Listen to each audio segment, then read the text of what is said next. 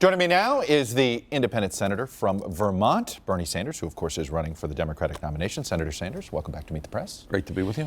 Let's start with the debate. What do you want to accomplish at this debate on Tuesday night with Secretary Clinton and all the candidates? Well, I want to talk about the record that I've established throughout my political career, which is a record of standing up for working families and the middle class and being prepared to take on virtually every aspect of corporate America, whether it is Wall Street, whether it is the drug companies, whether it's the military-industrial complex, and talk about what has to be done to turn around the collapse of the American middle class and the outrageous level of income and wealth inequality that we have today, and also a campaign finance system, Chuck, which is corrupt. And that is what Citizens United has led us to, and the need to address climate change in a very vigorous way. You know, it's interesting. You have said you're trying to start a political revolution. Yes. Normally, you hear that talk from candidates who are running in a party that doesn't have the White House. So, what is the revolution? And I know the message, but what is specifically in your revolution that Barack Obama hasn't accomplished? That's a very fair question. And let me tell you, I have enormous respect for Barack Obama. He's a friend of mine. I campaigned for him. He helped me get elected. And I work with him on many, many issues. And also, let's be clear, that this country today, unless you are very, very partisan and refuse to acknowledge reality, our economy today is a heck of a lot better than it was when George W. Bush left office and we were losing 800,000 jobs a month. But here is the difference in political outlook between the president and myself.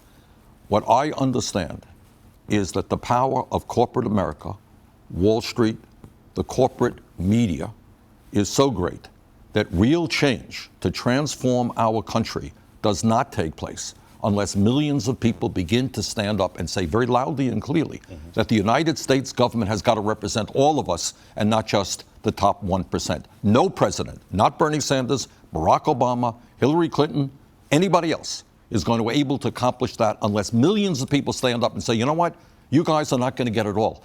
58% of all new income is not going to go to the top 1%. We're not going to have incredible, grotesque levels of income and wealth inequality.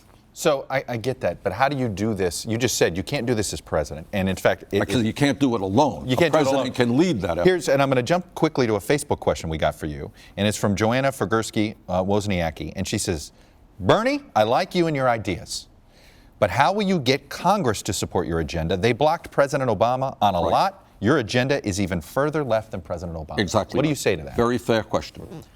And what I say is that it will not be that my personality is better than Barack Obama in negotiating with whoever the Speaker of the House may be, if they ever come up with a Speaker, or Mitch McConnell. And by the way, I hope by a political revolution we will be substantially increasing voter turnout. Democrats do well, Chuck, when a lot of people vote and Republicans lose. So I hope. But you know the likelihood is the House probably. There is if you're elected president, you're right. You probably bring a Democratic Senate, but you're probably not going to. Maybe not. But you may well be right. All right. What do we do? This is what you do. You say to the Speaker of the House, "Hey, you don't want to negotiate with me? I think we should make public colleges and universities tuition free, and I think we should pay for a tax on Wall Street speculation." Now, do I think the Republican Speaker of the House will agree with me? No, I don't think so. But I think he'll have to look out the window and see 1 million young people demonstrating and marching in Washington saying, you know what, we want to see affordability in college. Barack Obama said this. Barack Obama said he was going to govern this way. He said, I remember the whole idea of Obama, they called it Organizing for America, that they were going to create a legislative that when they were blocked, what you're describing, it didn't happen. Okay, you're right, it didn't happen. And I think what ended up happening is the president, because he happens to be a very decent guy, actually thought that he could sit down with the Republican leadership and work out some fair compromises. The truth is, number one, they never had any intention to compromise. But number two, more importantly, you have to be prepared to mobilize people to take on these big money interests. But you are right. I think we can do it. And I think that's what the bully pulpit is about. And that's what organizing efforts about. And that's what this campaign is about. And we're beginning to do that, Chuck. Every day I read in the paper things that are happening someplace in this country where there's spontaneous outbursts of support for us. And that is what we have to mobilize. The bottom line is, unless turnout becomes much higher, we lose.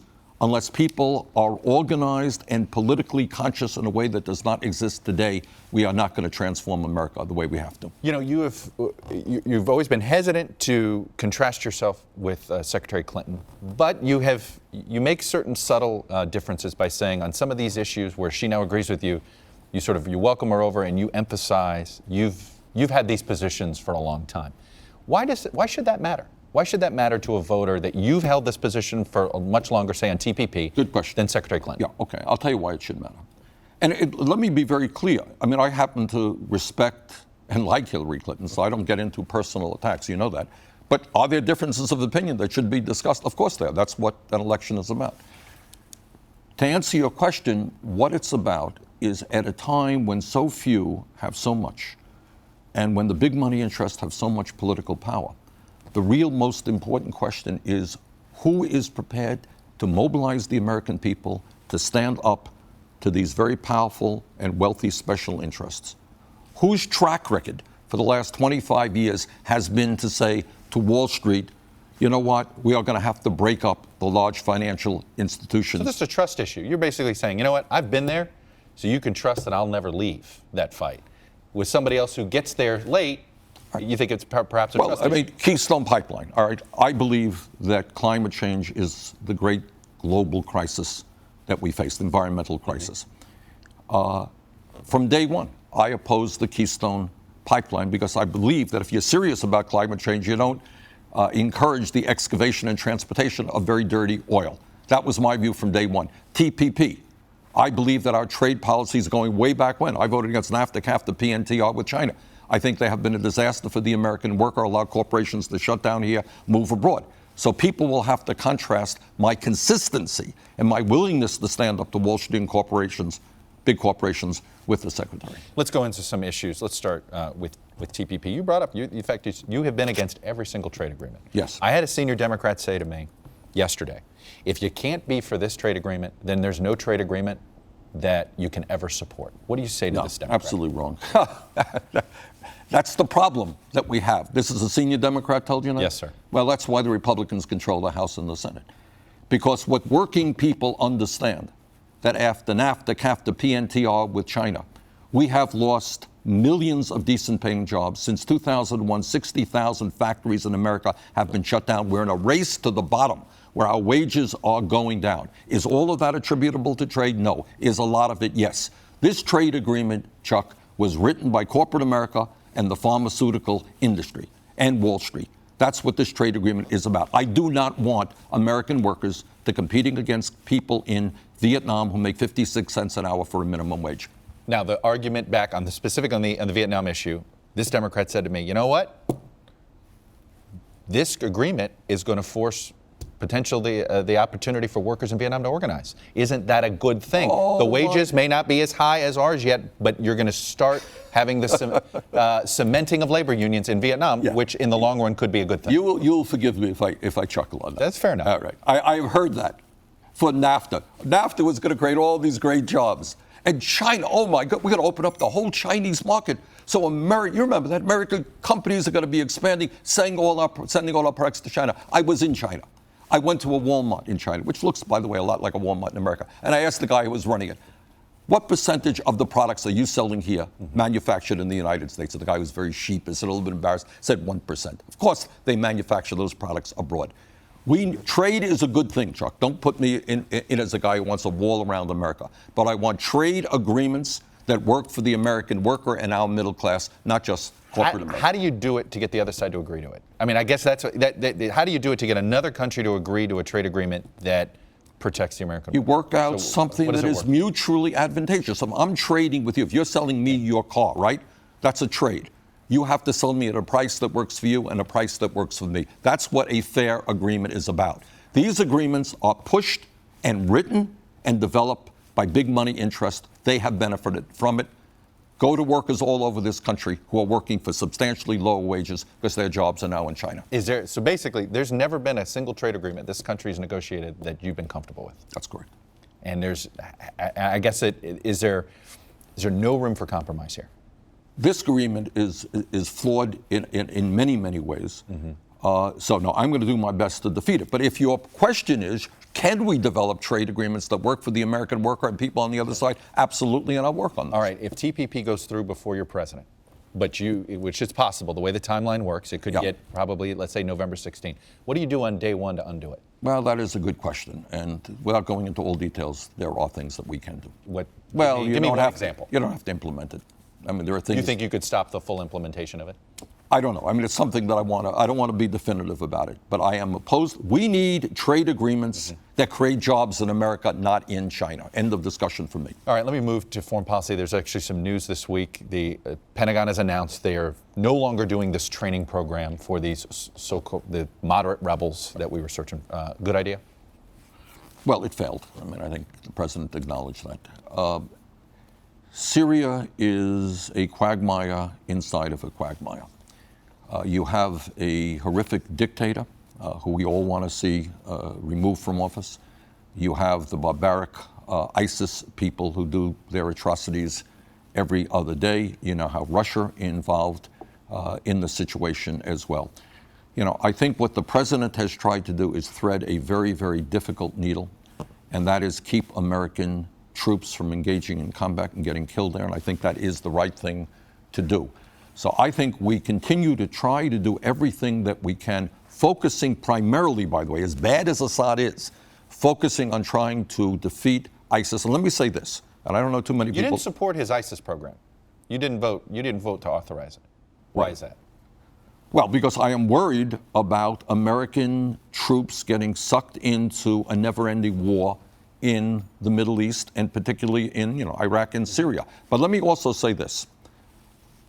And this is the other reason why I've been very hesitant. I don't think the United States can or should be doing it alone. Not our troops, who, I've gone to too many funerals in the state of Vermont, nor our taxpayers. The wars in Afghanistan and Iraq cost us $4 to $6 trillion.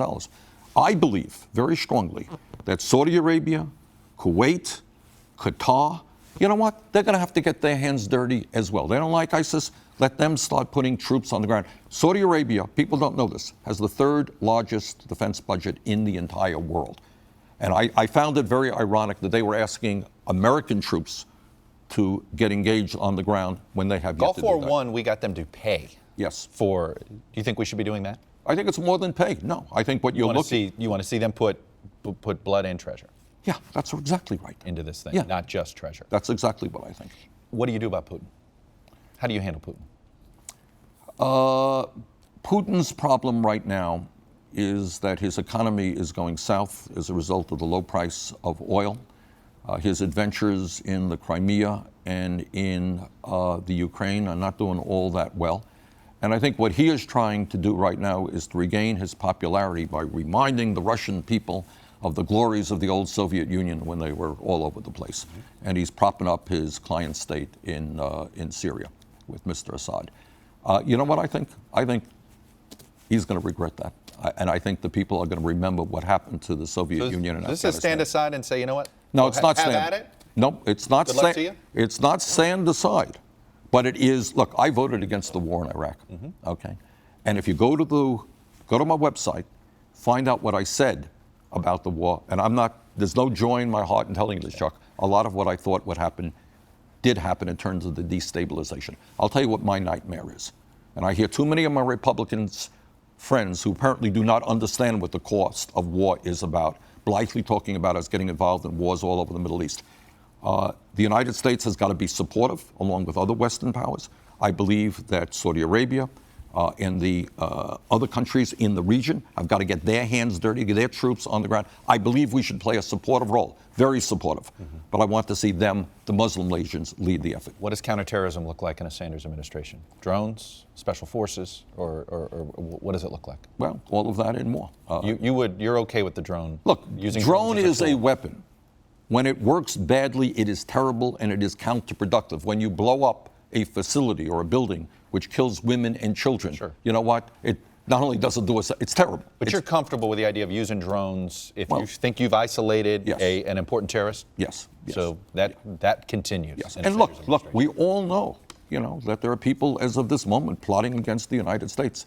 We have got to be vigorous in protecting our country, no question about it. All right, let's talk about the gun issue.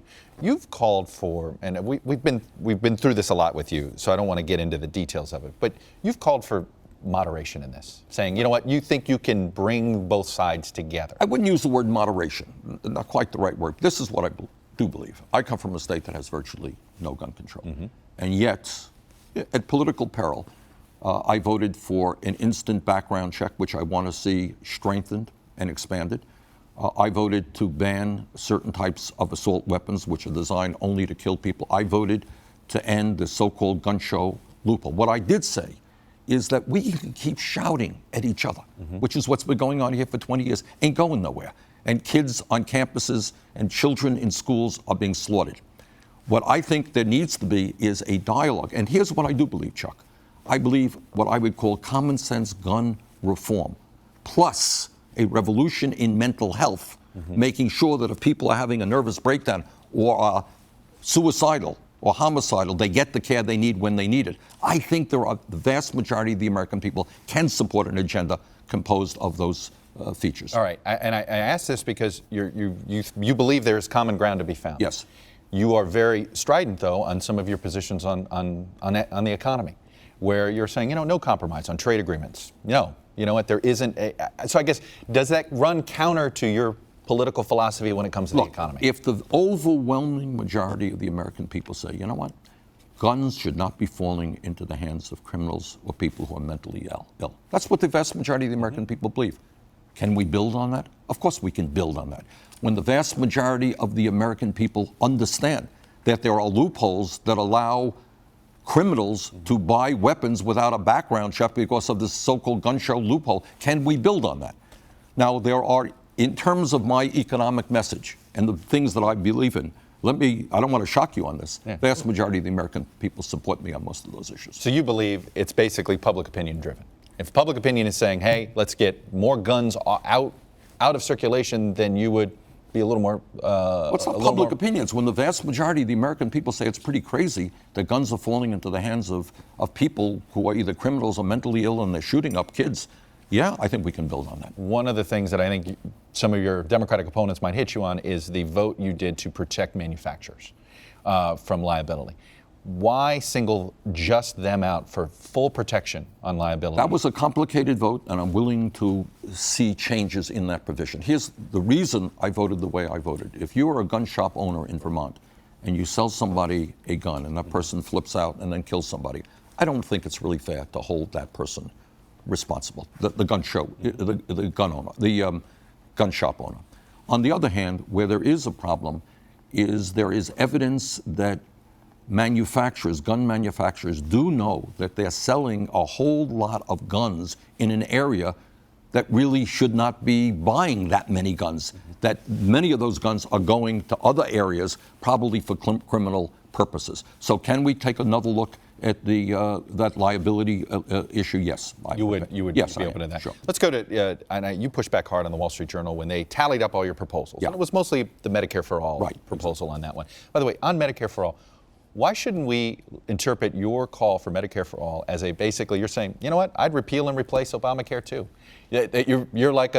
You're calling for the repeal and replace of Obamacare with Medicare for All. Why is that not an unfair characterization? My Republican friends want to throw millions of more people off of health insurance. And what I want to do is have the United States of America join the rest of the industrialized world, every other country, in guaranteeing health care to all people. We spend far more per capita on health care, as do the people of other countries, and yet in many cases they have better health care outcomes than we do. So what do I want to do? I want to build on the Obamacare, which I supported, as you know, but I do believe that when 29 million people still have zero health insurance, and when many more are underinsured with large deductibles and co-payments, and when we pay much more per capita, and when we pay the highest prices in the world for prescription drugs, you know what, Chuck? I think we can do a little better. So it's fair to say, yeah, you want to replace Obamacare. I want to move from, stop by, the Republicans want to throw millions of people off of health insurance. I want to cover everybody. $18 trillion debt that we have now. Yeah. What do you do about it? You address it. How? You address it by understanding that, number one, a lot of that debt is a result of the wars in Iraq and Afghanistan that our Republican friends got us into and forgot to pay for. Number two, that a lot of that debt and deficit has to do with huge tax breaks for the wealthiest people in this country and large corporations. And three, you have to recognize when you talk about taxes and deficits that we have seen a massive, massive transfer of wealth in the last 30 years from working families to the top 0.1%, whose percentage of wealth in this country has doubled in the last 30 years. So what do? You take a hard look at our tax system and you say, you know what? Corporate America, you ain't going to stash your money in the Cayman Islands and not pay any taxes at all. If you are very, very wealthy, as Warren Buffett reminds us, you know what? You're not going to continue to pay an effective tax rate lower than middle-class people. So, and you think in your administration you'll actually start paying down the debt, that you could maybe be deficit neutral? Well, I believe deficit is a serious problem. As you know, we've made major progress in that in the last 7 years. But I'll tell you what's still adding to the debt every year. Well, just at a lower rate the debt this has year. gone. Deficit has gone down. Debt has gone up. But I'll also tell you what I think. Real unemployment in this country is not 5.1%. It is 10%. I want to invest $1 trillion in rebuilding our crumbling infrastructure. I do want to do that because I think I will create up to 13 million jobs. So is deficit reduction important? Of course it is. But so is creating the millions of jobs we desperately need. So is making public colleges and universities tuition free.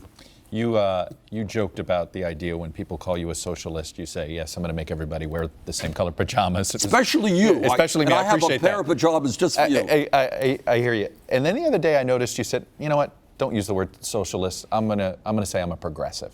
No. Are you pushing back on the idea? Not at all. Or you embrace I'm a European socialist? Look, when one of your Republican colleagues gets on the show, do you say, are you a capitalist? Have you ever referred to them as capitalists? Yeah. Are you a capitalist? No.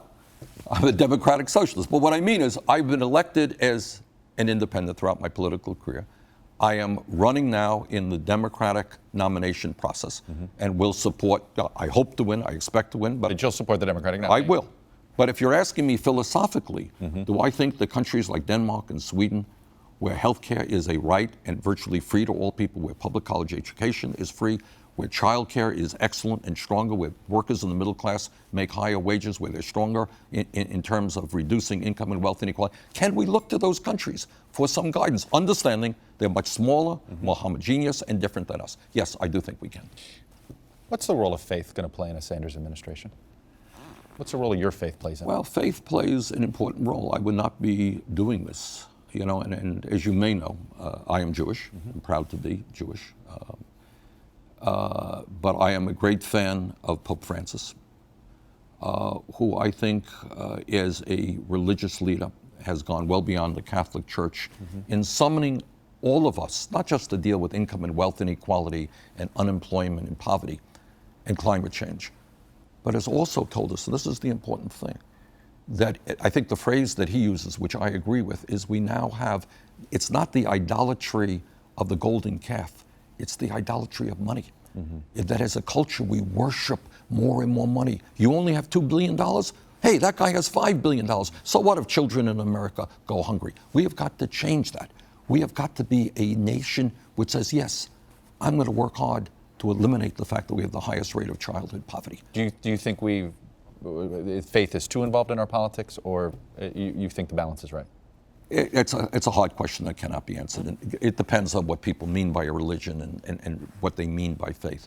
But my faith is that we are all God's children. We're all in this together. We can't turn our backs on the hungry and the poor. And before I let you go, do you have a short list yet for running mate if you get the nomination? You need another job. Is that what you're hitting me up for? No, would you consider, I'm in all seriousness. Look, we started this campaign, I was at 3% in the polls, all right? Now we're ahead in some states and we're making progress. Before I start worrying about who my vice president will be, let me win this thing. And Joe Biden, would you like to see him get in? Do you think it's good for the state? I've known Joe for many years. He's a very decent guy. It's a difficult decision. He will make that for himself. Do you think it's good for the Democratic Party if he gets in? It's more, I suppose you could argue that more voices, more ideas add to the debate. And that's you don't seem that convinced. Well, I mean, it's a very personal decision. It's a big decision that Joe Biden has to make. And I'm sure he has his advisors telling him what to do. He doesn't need my advice. All right, Senator Sanders, good luck on the trail. Stay safe out there. Yeah, thank you very much. Nice to see you. Hey, NBC News fans, thanks for checking out our YouTube channel. Subscribe by clicking on that button down here, and then click on any of the videos over here to watch the latest interviews, show highlights, and digital exclusives. Thanks for watching.